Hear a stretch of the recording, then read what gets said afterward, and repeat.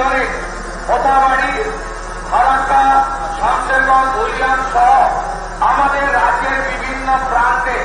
রিসরা থেকে বারুইপুর, আমতলা থেকে শুরু করে গোটা রাজ্যের বিভিন্ন স্থানে যেভাবে ঠিক 2019 সালে যখন সিএএ এসেছিল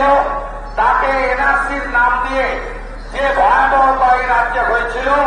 এবারে তার থেকেও আরো অনেক বেশি করে আমরা গোটা রাজ্য জুড়ে একজন টার্গেট হিন্দুদের উপরে আক্রমণ, হত্যা, খুন, জবাই এবং হিন্দুদের নির্বিচারে বাড়ি দোকান লুট এবং মন্দিরে ভাঙচুর অগ্নিসংযোগ করে একেবারে পুলিশকে দর্শক হিসেবে দাঁড় করিয়ে রেখে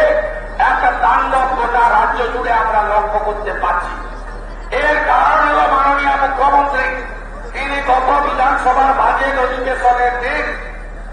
আপনারা দেখেছেন বিরোধী দলনেতা সহ একাধিক বিজেপি বিধায়ককে